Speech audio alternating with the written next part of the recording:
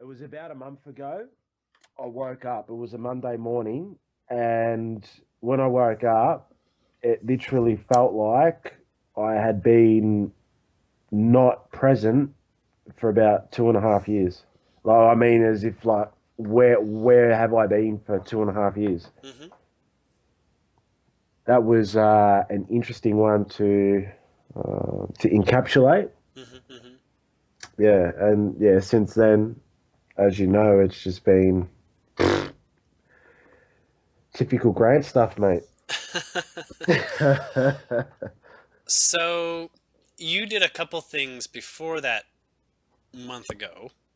Yeah, I'm being told between 4 and 8 days before that specifically. yeah. Um, that changed a couple things in your resonance, which allowed an entirely greater amount of you to show up. Okay. So that part of you was the part that was not compatible with a couple things you did for 2 years. So you got to have that sort of back, but it came back with more. What you're probably not familiar with is, well, you probably are familiar with it actually, is that as that occurred, your environment started to change, like little things started to be different. Um, like, for instance, toast didn't taste like toast and you didn't want to eat toast anymore or something for Yeah, there's breakfast. been a fair bit of that. The other Yeah. thing too is that I've had walls disappear. I've had Yeah. doors come in and out of reality. It's Hmm. been yeah, quite comical. Yes. It's distorting. Well, let's just say it's not distorting, it's distorting an old perspective, but it's awakening a view as to the material nature of things. We'll call the grounded nature of what we're observing. As you are committed to a new vibration, whether you consciously know you committed to it or not, your surroundings start to have a couple different little rule changes that you begin to discover almost. Well, I'm getting that you did discover them right away. Um, you're saying, doors open, doors changing, likely ways that certain relationships that you would call a bit more 3D like began almost like speaking a different voice or a different approach. Not necessarily directly with you, but like they started seeming like they could be somebody else as well. Um, but there's this thing that September really was bringing up for people who are particularly sensitive. They would get the biggest front row seat looking at it. Um, is that there were so many downloads that came in through September. It practically got people to try to stop doing things altogether and just start spring cleaning so that they had room to incorporate all these wonderful levels of elevated perception. You're probably familiar with that too. Yeah, So, this perception is not something you'd read about. This is almost like at the occult level of mystery, almost like wondering who else has this experience or who else has access to these perspectives or downloads or information. Um, and the body itself and the mind are in this place where they're trying to find a way of grounding it. It's like you simply know a particular truth, but you still have to see how it applies to everything around you. yeah, So as a result, whether consciously or unconsciously, I'm getting many people started having longer sleep cycles in order to handle this, yeah. as in sleeping, If they slept 6 hours a night, they're sleeping 8. If they slept 8, they're sleeping 10 or more. And there's this burning desire to detach from people who are talking the old talk, speaking the old 3D program. Yeah, I've been almost allergic to that, Julian. The same as Yeah. some of the, I don't want to really can them, but some of the people that are very much into some false mechanics Yes. and don't experience things that just talk from a book. It's not making me angry. I don't even know the emotion to attach to it, but it's like a sign of frustration, and It's like I'm allergic to it. Yeah, and it's like, do I turn around and walk away, or what can I do here? And there's that Exactly. symposium Yeah. of choice that you could involve yourself in, but you'll find that you just don't have the energy to go very long into that with someone. Yeah, I can't. I'm almost ruthless, like in a sense, almost like a little bit of an asshole. Just like I can't even ascertain another bit of oxygen that you're going to waste communicating to me. Mm-hmm. So there's a couple of things I'm going to remind you that are qualities that are rare, that come with you specifically, because you probably still are not quite sure the specifics that separate you from most people. And these are things you Hence the chose. call. I just got a quick one for you, mate. Obviously, I only booked this a couple of days. Mm-hmm. Have I come and visited you in dream state or anything like that between that time? 2 days ago. Yeah, I did. Yes. Yeah, I thought so. And you actually, no, it wasn't exactly 2 days ago. It was more like 4 days ago, and then you booked. Yeah. You booked almost immediately after that. Yeah. Because that's the other thing that obviously we'll get to is not so much, it's obviously never concerning, but that amount of work that I've been doing and even popping up in people's dreams, getting random calls and stuff, Mm-hmm. I'm at a point now where I don't even know what I'm doing. Let's talk about that. Let's make sure we talk about that. Yeah, definitely. Crystal's aware. Before you booked the session that I mentioned you, so she's also evidence to that showing up, and that experience, almost like I might have said something like, "I wonder what Grant is up to." But, Yeah. your name didn't come up for months or something. Yeah. So what puts you in we're not going to call stands apart, but puts you in a place of perspective, is that you have some DNA mechanisms that are awake in you that a lot of people don't have, and it's basically your passion to share or to exercise those differences specifically. How it starts to play out is in this place where you easily find answers where others are just, they've given up a long time ago, or they just give in to what everyone has decided is a good consensus belief. And so it's as if you can see deeper without trying, and it gives you this sort of energy that says, hey, it's not that complicated, it's not that hard, it's not inconceivable.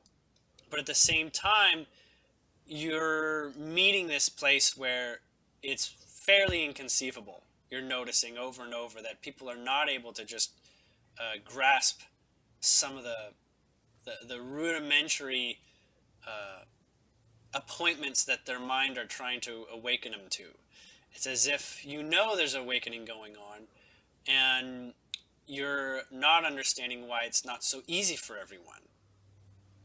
Yeah. And so there's a place where you want to sort of insert your own DNA story in there, and yet there's a lack of interest on the surface It's as if your story is an overload. It's just, it goes in one ear and goes out the other because they can only chew on the first, minute or two, and they're, without chewing and digesting that, they can't keep going. You're probably already very familiar with that. Yes. So what you're basically owning is a lot of, we'll call downloads, a lot of things that have inspired you, a lot of instincts that are not animalistic, but more along the lines of like wisdom. Like you hold keys in your upper chakra that most people don't exercise. So, and that's in your throat, that's in your, your third eye, and in your crown. You have access to those energies through, becoming aware that it's not so complicated, that it's just a practice and a finding of yourself. It's as if other people don't have the time or energy to go that way. It's like they want things more spoon-fed, less complicated decisions.